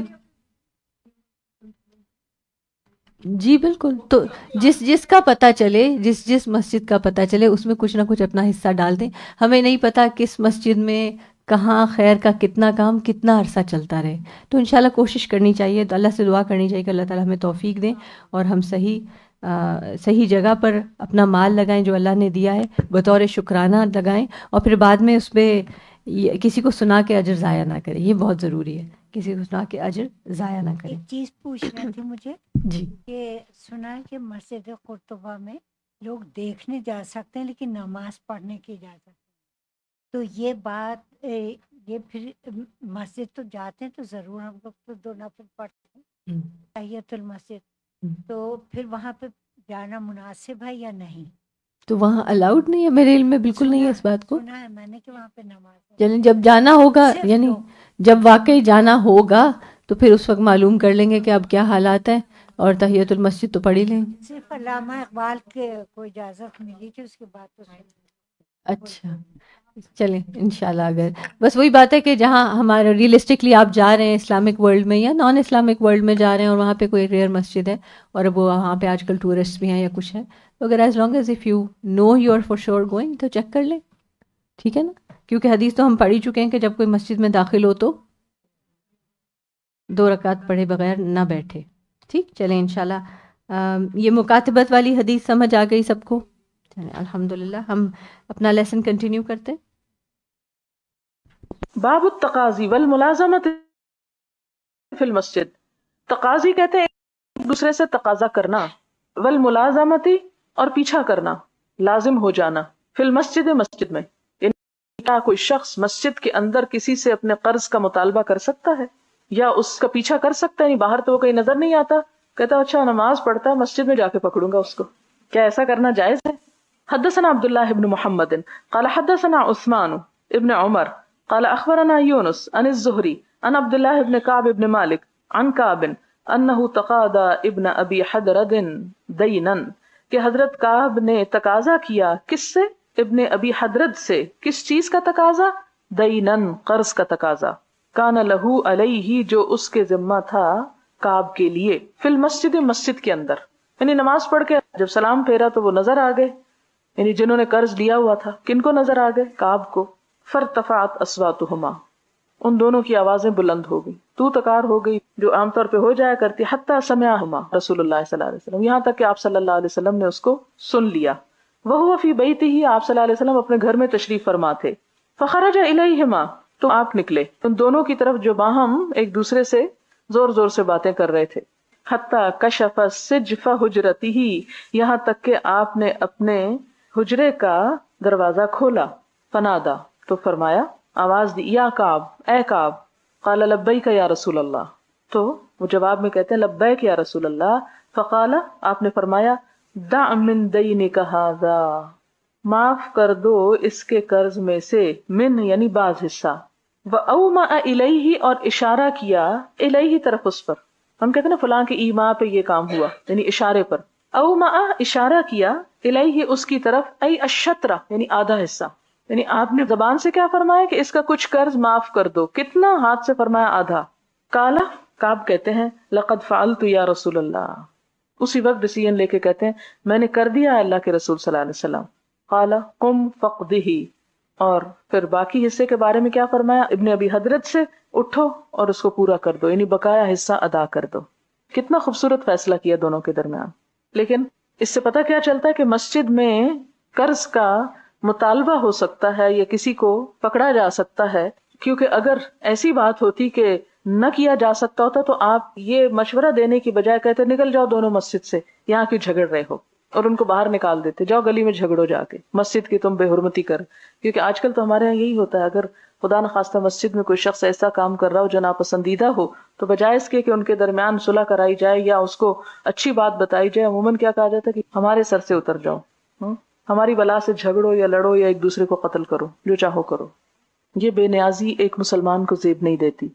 پیچھے آپ حدیث پڑھ چکے نا کہ الدین النصیحہ، دین خیر خواہی کا نام ہے، اور اس میں کس کس کی خیر خواہی؟ سب کی خیر خواہی، عامت المسلمین و ائمتہم، سب کے ساتھ بھلائی. اور وہ اسی صورت میں ہو سکتی ہے کہ جب انسان دوسروں کے معاملے میں کنسرنڈ ہو کہ یہ میرا بھائی ہے، اگر یہ غلط کر رہا ہے تو اس کو بتانا میرا فرض ہے. اگر یہ یقین ہو کہ وہ سن لے گا، اور اگر یقین ہو کہ وہ اسے لڑنا چھوڑ کے اس سے لڑنے شروع کر دے گا، تو پھر ایسی صورت میں احتیاط برتنی چاہیے. کیونکہ کچھ لوگ جو بھی ان کو کوئی اچھی بات بتائے وہ اسی کے دشمن ہو جاتے ہیں. باب کنسل مسجد، مسجد میں جھاڑو لگانا. وہ التقاط الخرق، التقاط اٹھانا، لقطہ کہتے ہیں نا گری پڑی چیز کو. الخرق چیتھڑے وغیرہ، مثلاً ٹیشوز، اس زمانے میں تو نہیں تھے لیکن یہ بھی چیتھڑے ہی ہیں نا ایک طرح کے یوزڈ. والقضا اور کوڑا، والعیدان اور لکڑیاں، تن کے لکڑیاں چننا. حدثنا سلیمان بن حرب قال حدثنا حماد بن زید عن ثابت عن ابی رافع عن ابی ہریرہ ان رجلا اسود او امرأة سوداء. ابو ہریرہ کہتے ہیں کہ ایک کالا مرد یا عورت، کیونکہ ہو سکتا ہے کہ یہ واقعہ ان کے مدینہ آنے سے پہلے کا ہو. کانا یقم المسجد، وہ مسجد میں جھاڑو لگاتا یا لگاتی تھی یا صاف کرتا تھا. فماتا، وہ مر گیا. فسأل النبی صلی اللہ علیہ وسلم عنہ، تو نبی صلی اللہ علیہ وسلم نے اس کے بارے میں پوچھا. قالوا ماتا، ان کا کہ مر گیا. قال افلا کنتم آذنتمونی بہ، تم نے مجھے اس کے بارے میں اطلاع کیوں نہ دی، ایسا کیوں نہ ہوا کہ تم نے مجھے اس کا بتایا. دلونی علی قبرہ، مجھے اس کی قبر کے بارے میں بتاؤ. او قال قبرہا، یا فرمایا اس عورت کی قبر کہاں ہے. فاتا قبرہا، آپ اس کی قبر کے پاس آئے. فصلی علیہا، اس پر نماز پڑھی، یعنی نماز جنازہ دفنانے کے بعد بھی پڑھی. کیوں؟ اس عمل کی وجہ سے جو وہ مسجد کے لیے کیا کرتی تھی. ہمارے ہاں عموماً جھاڑو لگانا، گری پڑی چیز کو رستے سے اٹھا لینا ایک عیب کا کام سمجھتے ہیں، ہاں وہ وہی جگہ کیوں نہ ہو جہاں اللہ کا ذکر کیا جاتا ہو. مسجد کی فضیلت اسی لیے نا کہ وہاں اللہ کا ذکر کیا جاتا ہے، عبادت کی جاتی. تو وہ جگہ جہاں نماز تو نہ بھی پڑھی جاتی ہے لیکن اللہ کا ذکر بیٹھ کے کیا جاتا ہے، جیسے یہاں ہم بیٹھ کے کرتے ہیں یا کسی بھی جگہ پر، تو اس جگہ کی بھی ایک حرمت ہوتی ہے، اس کا بھی ایک احترام ہوتا ہے، اور اس کی صفائی کرنا بھی ایک قابل احترام بات ہوتی ہے، جس کو عموماً لوگ ایک بیکار کا کام سمجھتے ہیں. ہمارے ہاں عموماً یہ ٹرینڈ ہے یا یہ سمجھا جاتا ہے کہ پڑھنا یا پڑھانا تو زیادہ اچھا کام ہے، لیکن اگر کسی شخص کے حصے میں یہ ڈیوٹی آ جاتی ہے کہ اسے جھاڑو لگانا پڑ جائے تو وہ ایک ذلت آمیز کام ہے. تو اسلام اس کو ذلت نہیں، عزت کا سبب قرار دیتا ہے، اور اتنی عزت جو کسی اور کام کرنے والے کو شاید ایسی نہ ملی ہو. بہقی کی روایت میں اس میں عورت کا ذکر آتا ہے، اور ام محجن اس کا نام بتایا جاتا ہے کہ تھی کالی، بے آسرا بے سہارا سی کوئی عورت ہوگی جس کو اور تو کچھ بڑے بڑے کام نہیں آتے ہوں گے، لیکن مسجد کا بڑا خیال رکھتی تھی. حالانکہ نماز مسجد میں مرد پڑھنے جاتے ہیں، جس سے کیا پتہ چلتا ہے کہ مسلمان عورت مسجد میں جا کے صفائی بھی کر سکتی ہے. اور اس کا رنگ کیسے پتہ چلا؟ اس کو دیکھا گیا اور فوت ہو گئی. آپ دیکھیں کہ اس سے یہ بھی پتہ چلتا ہے کہ بعض اوقات صحابہ کرام کچھ لوگ جب مر جاتے تھے تو آپ کو بتائے بغیر دفنا بھی دیتے تھے، اور خصوصاً ایسے جن کا معاشرے میں کوئی خاص مقام نہ ہو، ان کے جنازے کا بھی اتنا اہتمام نہیں ہوتا، تو یہ نیچرل سی بات ہے. تو آپ صلی اللہ علیہ وسلم نے اس کو اگنور نہیں کیا، اس کو بڑی عزت دی. اور یہ کتنی بڑی عزت افزائی ہے کہ آپ نے پوچھا کہ مجھے کیوں نہیں بتایا تم نے سمجھا وہ ایک معمولی چیز ہے کہ جھاڑو دیتی ہے، نہیں، مجھے بتاؤ اس کی قبر کہاں ہے.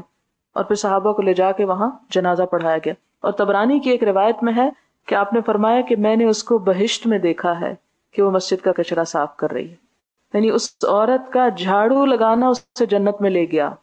یہ ہے اسلام کا اخلاق کہ جس میں ایک معمولی کام جو ہے اس سے بھی انسان جنت میں جا سکتا ہے. یعنی اگر ایک مجاہد جہاد کرتے ہوئے گلا کٹا کے جنت میں پہنچتا ہے تو صرف ایک مسجد کا کوڑا اور صفائی جو ہے اس میں شریک ہو کر بھی جنت میں پہنچ سکتا ہے. اصل بات ہے نیت کا خلوص اور اہتمام. باب تحریم تجارت الخمر فی المسجد، مسجد میں شراب کی سوداگری کو حرام کرنا. کیونکہ جیسے ہم کہتے ہیں نا سور کا لفظ، اسی لیے شاید لائے ہوں گے کہ سور کا لفظ بولنے سے زبان ناپاک ہو جاتی، تو شراب کا لفظ بولنے سے بھی شاید ان کے خیال میں زبان ناپاک ہو جاتی ہو. تو کیا ایسی باتیں مسجد میں کھڑے ہو کے کر سکتے ہیں؟ حدثنا عبدان عن ابی حمزہ عن الاعمش عن مسلم عن مسروق عن عائشہ قالت، حضرت عائشہ فرماتی ہیں لما انزلت الآیات من سورۃ البقرہ فی الربا، کہ جب سورۃ بقرہ میں ربا کی آیات اتریں، خرج النبی صلی اللہ علیہ وسلم الی المسجد، آپ نبی صلی اللہ علیہ وسلم فوراً مسجد کی طرف تشریف لے گئے. فقرأہن علی الناس، تو ان آیتوں کو لوگوں پر پڑھ کے سنایا. ثم حرم، پھر حرام قرار دیا، یعنی ربا کو. اور ربا سے ہی وہ قیاس کر کے خمر کی بھی بات کرتے ہیں امام بخاری. باب الخدم للمسجد، مسجد کے لیے خادم مقرر کرنا، یعنی کسی کو مسجد کی خدمت پر مامور کر دینا. وقال ابن عباس، اور ابن عباس اس کے بارے میں کہتے ہیں نظرت لک ما فی بطنی محررا، یعنی للمسجد یخدمہ. حضرت مریم کی والدہ نے کیا فرمایا تھا کہ نظر تو میں نظر مانتی ہوں، لکا تیرے لیے اے رب، ما فی بطنی جو بھی میرے پیٹ میں ہے، محررن کے آزاد ہوگا تیرے نام پہ، میں اس سے اپنا کوئی کام نہیں لوں گی، تیرے دین کا کام لوں گی، تیرے دین کی خدمت کرے گا وہ.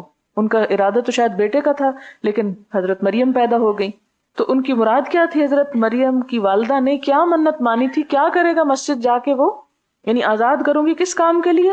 حضرت ابن عباس اس کی تفسیر میں بتاتے ہیں کہ للمسجد، کہ میں اللہ کے گھر کے لیے اس کو وقف کر دوں گی، یخدمہ وہ اس کی خدمت کرے گا یا کرے گی، جو بھی اس کے پیٹ میں تھا اس کے بارے میں کہا. تو اس سے کیا پتہ چلتا ہے کہ کچھ لوگ اس کام پر اپنے آپ کو یا اپنی اولاد یا کسی کو بھی وقف کر سکتے ہیں کہ وہ اس جگہ کی خدمت کریں. اور یہ نظر ماننا ایک بہت بڑے ہمت اور دل جگرے کی بات ہے. ہم میں سے تو کوئی ایسی نظر نہیں مان سکتا، سوچ ہی نہیں سکتا، ماننا تو دور کی بات.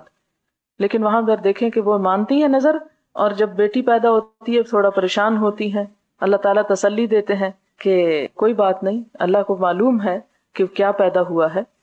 واللہ اعلم بما وضعت ولیس الذکر کالانثی، اور بیٹا بیٹی کی طرح نہیں ہوتا، یعنی بیٹی سے جو کام مجھے لینا ہے وہ یہاں بیٹا نہیں کر سکے گا. یعنی حضرت عیسیٰ کی ولادت کی طرف اشارہ تھا کہ وہ ایک بہت بڑا معزز کام اور دنیا میں ایک معجزہ پیدا کرنے کا سبب بنے گی. اور پھر وہاں پر ہم دیکھتے ہیں کہ حضرت مریم کی والدہ جو تھیں وہ اصل میں کیا چاہتی تھیں کہ جو بھی ہو وہ اللہ کے دین کی ایک طرح سے خدمت کرے.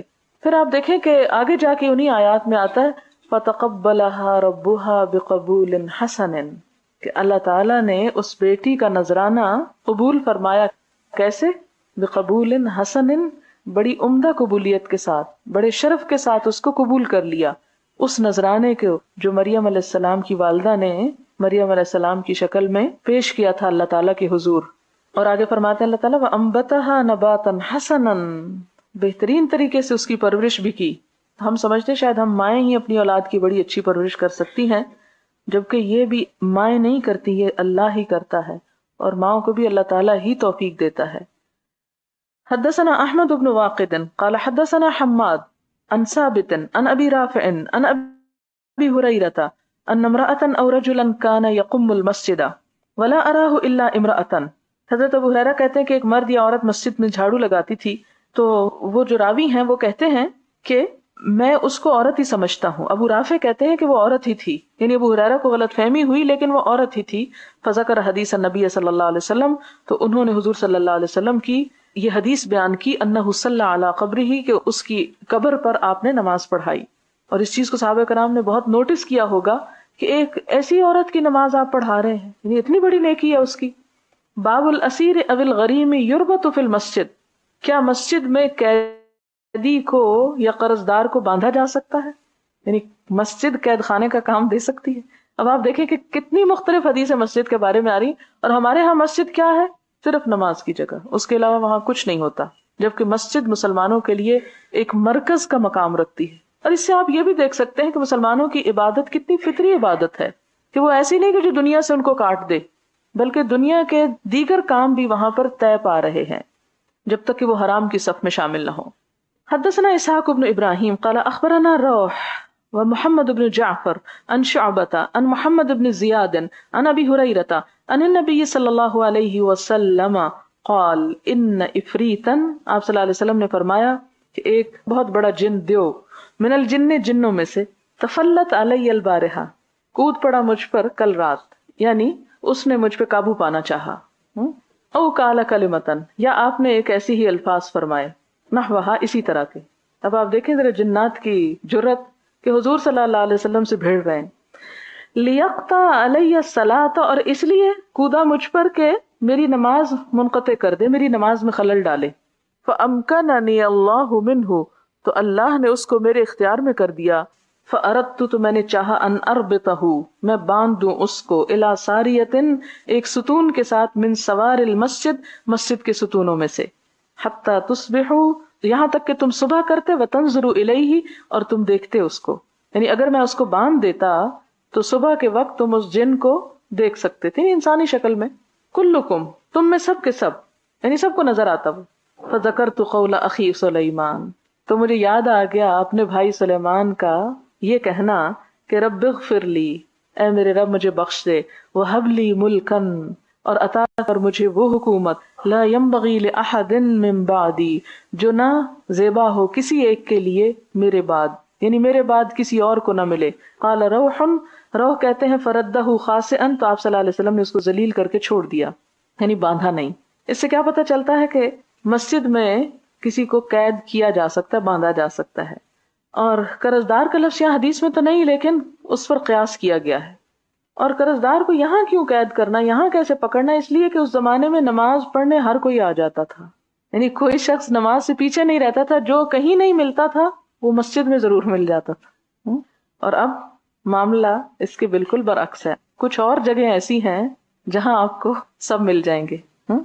بہرحال خاص طور پر یہ جو بات ہے نا آخر والی، کہ مجھے اپنے بھائی سلیمان علیہ السلام کا بات یاد آ گئی، وہ یہ تھی کہ ان کو جنوں پر اور ایسی مخلوق پر اختیار تھا، اور ان کی حکومت صرف انسانوں پر نہ تھی، جنوں پر بھی تھی. تو آپ نے فرمایا کہ اگر میں اس طرح جن کو پکڑ کر لوگوں کو دکھا دوں گا تو یہ ان کی جو حکومت تھی اس میں سے ایک حصہ آپ صلی اللہ علیہ وسلم کو بھی عطا ہو جائے گا. تو ان کا کہ نہیں، چونکہ انہوں نے دعا مانگی ہے تو ہزاروں سال بعد آپ دیکھیں کہ کیا احترام کرتے ہیں ان کا، کہ ان کی یہ خواہش تھی کہ اللہ یہ پھر طاقت تو کسی اور کو نہ دینا. تو اگرچہ اللہ تعالیٰ نے دے رکھی تھی آپ صلی اللہ علیہ وسلم کو، لیکن آپ نے اس کو استعمال نہیں فرمایا، حالانکہ وہ وہاں موجود نہیں تھے، کچھ نہیں، لیکن ان کے احترام میں ایک طرح سے.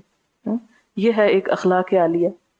اور اس سے جنوں کا وجود بھی ثابت ہوتا ہے کہ جن ایک مخلوق ہے، اور جہاں نیک کام ہو وہاں بھی خلل اندازی کرتے ہیں، اور خصوصاً نماز میں تو حاضر ہی رہتے ہیں، اس لیے محتاط رہا کریں.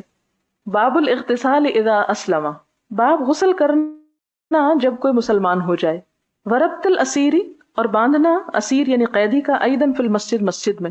وکان شریح یامر الغریم، اور قاضی شریح جو تھے حکم دیتے تھے مقروض کو ان یحبس، کہ اس کو باندھا جائے، الی ساریۃ المسجد، مسجد کے ستون کے ساتھ.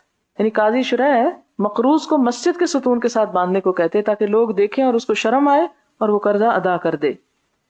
حدثنا عبد الله بن يوسف قال حدثنا الليث قال حدثنا سعيد بن ابي سعيد انه سمع ابا هريره قال بعث النبي صلی اللہ علیہ وسلم، ابو ہریرہ کہتے ہیں کہ نبی صلی اللہ علیہ وسلم نے بھیجا خیلن، کچھ گھڑ سواروں کو.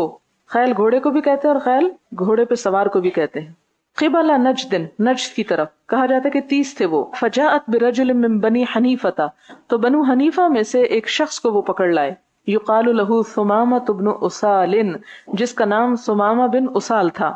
فربطوه بساریۃ من سوار المسجد، اس کو باندھ دیا مسجد کے ستونوں میں سے ایک ستون کے ساتھ. یعنی آپ صلی اللہ علیہ وسلم چونکہ اس وقت مسجد میں نہیں تھے اور وہ اس کو پکڑ کے لائے تھے، حاضر کیا تھا، لہٰذا یہ نہیں کیا کہ آپ کا جا دروازہ کھٹکھٹائے، اچھا پکڑ لائے، ہم کارنامہ کر لیا ہم نے، آپ جلدی سے باہر آ جائیں. نہیں، بلکہ انتظار کیا اور اس کو اتنی دیر باندھ رکھا. جو چھوڑ دیتے تو وہ بھاگ جاتا. فخرج الیہ النبی صلی اللہ علیہ وسلم، تو نبی صلی اللہ علیہ وسلم تشریف لائے. فقال، فرمایا، اطلقوا ثمامہ، سب سے پہلے فرمایا کہ ثمامہ کو چھوڑ دو، مت باندھو. فانطلق الی نخل، پھر ایک کھجور کے درخت کے پاس گئے. کون؟ ثمامہ. قریب من المسجد، مسجد کے قریب. فاغتسل، تو اس نے غسل کیا. ثم دخل المسجد، پھر وہ مسجد میں داخل ہوا. فقال اشہد ان لا الہ الا اللہ ان محمد رسول اللہ، وہ شخص کلمہ پڑھ کر مسلمان ہو گیا. اس لیے نہیں چھوڑا تھا کہ صحابہ کرام کے عمل پہ نکیر کی تھی آپ نے کہ کیوں باندھا ہے، اس لیے چھوڑا تھا اس پر احسان کرتے ہوئے کہ آپ کو معلوم تھا کہ اگر اس شخص پر احسان کیا جائے تو یہ احسان کا بدلہ اچھا دے گا، اور وہ اچھائی سے مراد اسلام قبول کرنا تھا، اس لیے آپ نے اس کو چھوڑا. اس سے یہ پتہ چلتا ہے کہ کافر کو بھی مسجد میں لایا جا سکتا ہے. باب الخیمۃ فی المسجد للمرضى وغیرہم، خیمہ لگانا مسجد میں بیماروں وغیرہ کے لیے، یعنی مسجد کے ساتھ کوئی ڈسپنسری یا ہاسپٹل یا اس طرح کی چیز بھی بنائی جا سکتی ہے. حدثنا زکریا بن یحییٰ قال حدثنا عبد الله بن نمیر قال حدثنا ہشام عن ابیہ عن عائشہ قالت اصیب سعد یوم الخندق، سعد بن معاذ یوم خندق کے دن زخمی ہو گئے. اصیبہ یعنی انہیں تیر لگا. فی الاکحل، ان کی ایک بڑی رگ میں. فضرب النبی صلی اللہ علیہ وسلم خیمتن، تو نبی صلی اللہ علیہ وسلم نے خیمہ لگوا دیا. فی المسجد، مسجد کے اندر ہی، یعنی زخمی کو مسجد کے اندر خیمہ لگا کر رکھا، یعنی گویا ایک طرح سے اس کی تیمارداری کرنے کو. لیعودہ، تاکہ آپ اس کی عیادت کرتے رہیں. من قریب، قریب سے، یعنی خود ان کا خیال رکھنا چاہتے تھے. فلم یروہم، اور نہیں ان کو ڈرایا. روع کہتے ہیں ڈرنے کو. وفی المسجد خیمتن، اور مسجد میں خیمہ تھا. من بنی غفار، بنی غفار کا بھی. تو نہ ڈرایا ان کو الا الدم، مگر خون نے، یسیل الیہم، جو ان کی طرف بہ رہا تھا. ذرا تھوڑا سا بات ویسے سمجھ لیں اس نص سے ہٹ کے، کیونکہ نص ذرا ٹرکی ہے. یعنی آپ صلی اللہ علیہ وسلم نے ایک خیمہ لگوایا حضرت سعد کے لیے جو زخمی تھے، دوسری طرف خیمہ لگا ہوا تھا کس کا؟ بنو غفار کا. اب ہوا یہ کہ ان کی ایک بڑی رگ میں تیر لگا ہوا تھا جس کی وجہ سے بہت خون نکل رہا تھا. تو وہ خون اتنی کثرت سے بہہ کے سعد کے خیمے سے بنو غفار کے خیمے میں آیا کہ وہ ہیبت زدہ ہو گئے، یعنی رو ان کے اندر پیدا ہو گیا. دوبارہ آپ دیکھیں اس چیز کو ذہن میں رکھ کے اب میں دوبارہ پڑھتی ہوں. فلم یرعہم وفی المسجد خیمۃ من بنی غفار الا الدم یسیل الیہم، کہ بنی غفار کو مسجد میں جو ان کا خیمہ تھا ان کو نہ ڈرایا مگر اس بہتے خون نے جو ان کی طرف بہ بہ کے آ رہا تھا، یعنی اتنی بلیڈنگ ہو رہی تھی سعد کو. فقالوا یا اہل الخیمہ، انہوں نے کہا اے اہل خیمہ، ما ھذا الذی یاتینا من قبلکم، یہ کیا چیز ہے جو تمہاری طرف سے ہماری طرف آ رہی ہے، یعنی کس طرح کی چیز بہ کے آ رہی ہے. فاذا سعد یغدو جرحہ دما، تو دیکھا کہ سعد کے زخم سے خون بہ رہا ہے. فمات فیہا، اسی میں وہ فوت ہو گئے، یعنی اس ہیوی بلیڈنگ کی وجہ سے. اور انہی کے بارے میں آپ صلی اللہ علیہ وسلم نے فرمایا تھا کہ ان کی موت پر عرش الہی بھی جھوم گیا ہے. اچھا، اس حدیث سے ایک اور پتہ چلتا ہے کہ زخمی اگر مسجد میں رکھا جائے گا تو ظاہر ہے کچھ خون، کچھ اس طرح کے بیمار کے ساتھ کچھ چیزیں وہ بھی مسجد میں پھر رکھی جائیں گی، خواہ وہ فرش پہ گریں یا کسی بن وغیرہ میں، تو اس کا کیا حکم ہے. تو اس سے اجازت کا پتہ چلتا ہے کہ اس کا جواز نکلتا ہے، یعنی مسجد میں مریض کو لٹایا جا سکتا ہے. باب ادخال البعیر فی المسجد، مسجد میں اونٹ کا لے آنا، یعنی سواری کا اندر لے آنا، یا سائیکل جیسے مسجد کے اندر والے حصے میں کھڑا کر دینا کہ باہر سے نماز کے دوران جوتے جیسے چوری ہو جاتے ہیں تو سائیکل نہ کھل جائے. مثلا للعلت، کسی وجہ سے، کسی مشکل کے لیے اونٹ کو مسجد کے اندر ہی لے آنا. وقال ابن عباس، اور ابن عباس کہتے ہیں طاف النبی صلی اللہ علیہ وسلم علی بعیر، طواف کیا نبی صلی اللہ علیہ وسلم نے اونٹ پر، اور اس سے جواز نکلا سوار ہو کر طواف کرنے کا بھی. اور آپ نے یہ جواز کے لیے کیا تھا، یہ نہیں تھا کہ آپ نیچے کر نہیں سکتے تھے تو آپ نے کہا اچھا میں اونٹ پہ بیٹھتا ہوں تم نیچے چلو، نہیں، تاکہ دوسروں کو پتہ چل جائے کہ اس کی اجازت ہے. اور اب دیکھیں کہ کتنے وہاں پر مکہ میں جو طواف کے دوران چھوٹی چھوٹی ڈولیوں میں اٹھائے ہوئے ہوتے ہیں لوگوں کو، تو اس کی اجازت ہے. حدثنا عبداللہ ابن یوسف قال اخبرنا مالک عن محمد ابن عبد الرحمن ابن نوفل عن عروہ عن زینب بنت ابی سلمہ عن ام سلمہ قالت، کہتی ہیں ام سلمہ رضی اللہ تعالی عنہا، شکوت الی رسول اللہ صلی اللہ علیہ وسلم انی اشتکی، کہ میں نے نبی صلی اللہ علیہ وسلم سے اپنی بیماری کا شکوہ کیا کہ مجھے شکایت ہے. قال طوفی من وراء الناس، آپ نے فرمایا کہ لوگوں کے پیچھے پیچھے سے طواف کر لو، یعنی اگر ہجوم میں نہیں کر سکتی تو ایک طرف ہو کے کر لو. وانتی راکبۃ، اور تو سوار ہو، یعنی سوار ہو کے کر لو، یعنی اگر تو چل نہیں سکتی تو بیچ میں سواری کو نہ لاؤ، کناروں کناروں پہ تم سوار ہو کے کر لو. فطفت ورسول اللہ صلی اللہ علیہ وسلم یصلی الی جانب البیت یقرأ بالطور وکتاب مسطور. وہ کہتی ہیں کہ میں نے طواف کیا اور نبی صلی اللہ علیہ وسلم بیت اللہ کی طرف نماز پڑھ رہے تھے منہ کر کے، اور آپ سورۃ الطور پڑھ رہے تھے جس کی پہلی دو آیتیں ام سلمہ نے بتائیں، والطور وکتاب مسطور. باب، نام نہیں دیا. حدثنا محمد بن المثنى قال حدثنا معاذ بن هشام قال حدثني ابي عن قتادة قال حدثنا انس ان رجلين من اصحاب النبي صلی اللہ علیہ وسلم خرجا من عند النبي صلی اللہ علیہ وسلم، کہ کچھ لوگ نبی صلی اللہ علیہ وسلم کے پاس سے نکلے فی لیلۃ مظلمۃ، اندھیری رات میں، ومعهما مثل المصباحین، اور ان دونوں کے ساتھ چراغوں جیسے دو چراغ تھے، یضیئان بین ایدیہما، جو ان کے آگے آگے روشن تھے. فلما افترقا، پھر جب وہ ایک دوسرے سے جدا ہوئے، سار مع کل واحد منہما، تو ہو گیا ان دونوں میں سے ہر ایک کے پاس ایک، حتی اتا اہلہ، یہاں تک کہ وہ اپنے گھر والوں کے پاس آ گیا. اب یہاں پر باب بھی نہیں لکھا ہوا اور کوئی بات سمجھ نہیں بظاہر آ رہی، تو مطلب یہ ہے کہ مسجد میں سے چراغ جلا کے آپ نے دو صحابہ کو دیا اور وہ لے کے گھر پہنچے. ظاہر رستے میں اندھیرا ہوگا، اس سے کیا پتہ چلتا ہے کہ مسجد میں چراغ جلانا یا کوئی اس طرح کی بات کرنا جو چراغ وغیرہ سے متعلق ہو، اس کی اجازت ہے. باب الخوخۃ والممر فی المسجد، خوخہ کہتے ہیں کھڑکی کو، ممر راستہ. مسجد میں راستہ رکھنا یا کھڑکی بنانا.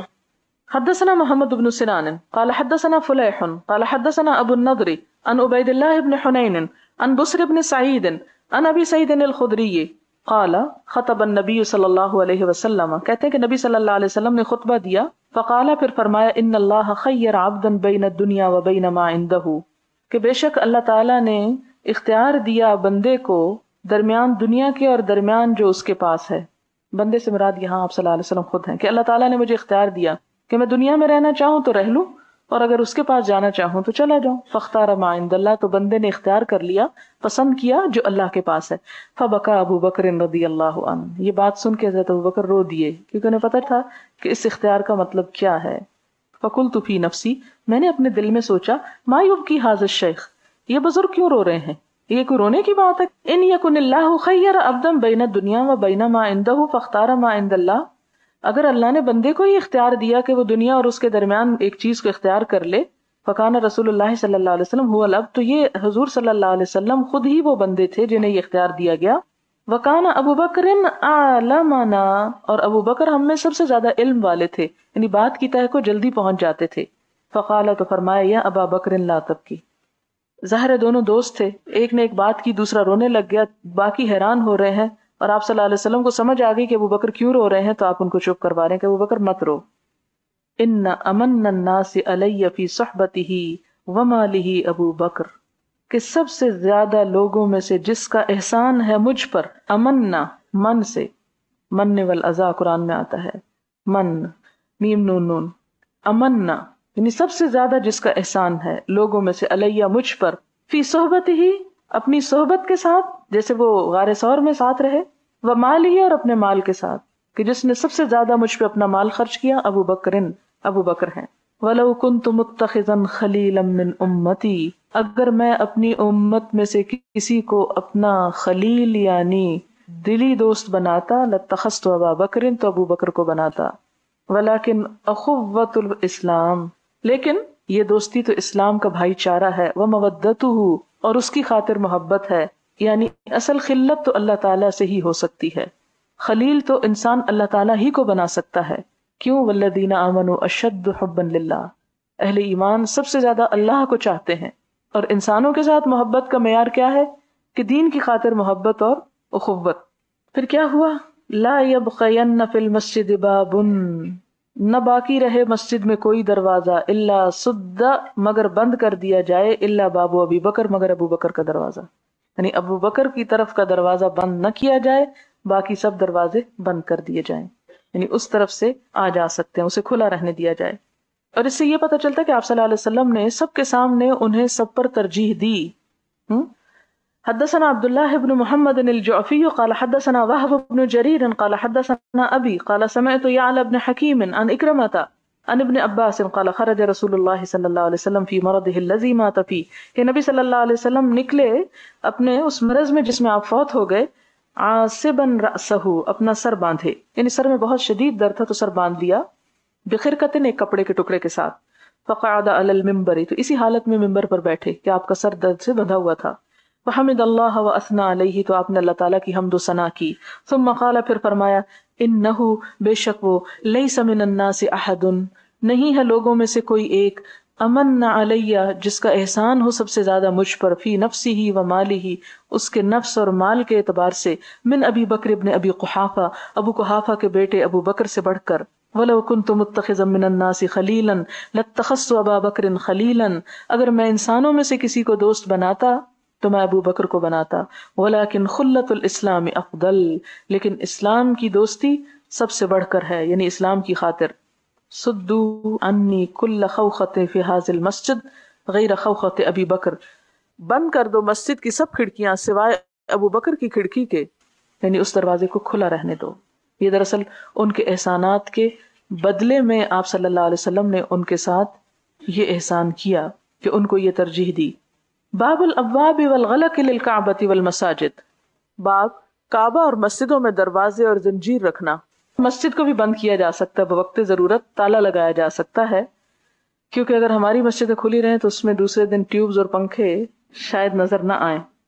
قال ابو عبداللہ وقال لی عبداللہ ابن محمد حدثنا سفیان عن ابن جریج قال قال لی ابن ابی ملیکہ یا عبد الملک لو رأیت مساجد ابن عباس وابوابها.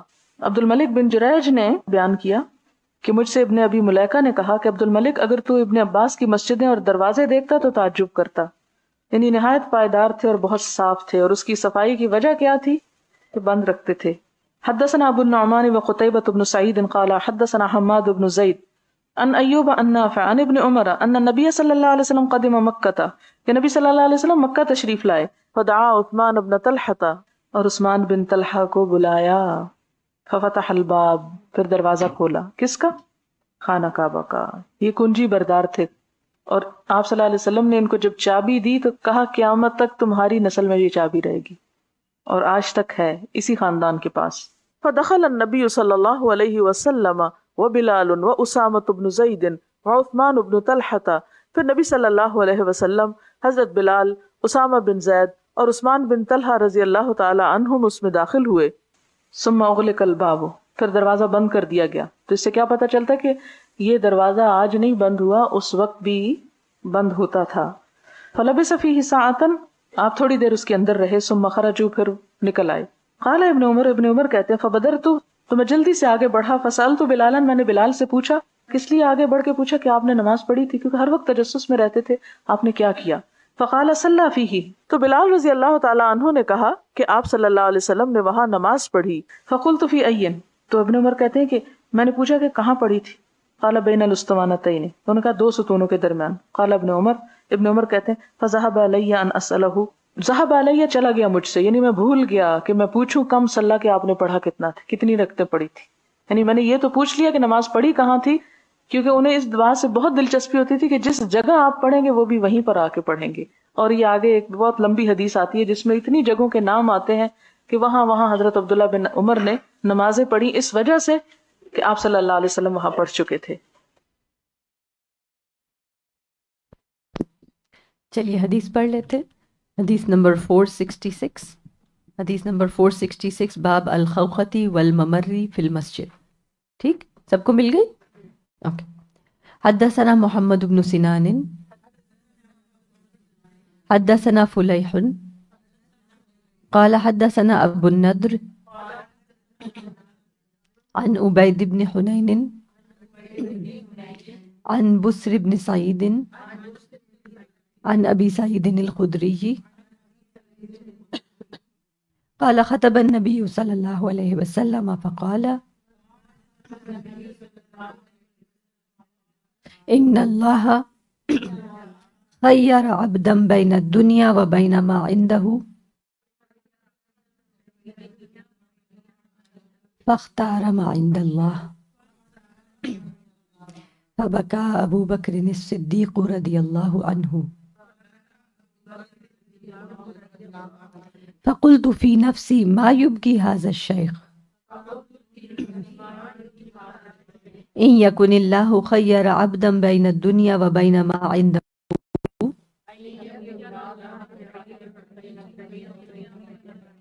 فاختار ما عند الله فكان رسول الله صلى الله عليه وسلم هو العبد وكان أبو بكر أعلمنا قال يا أبا بكر لا تبكي إن أمن الناس علي في صحبته وماله أبو بكر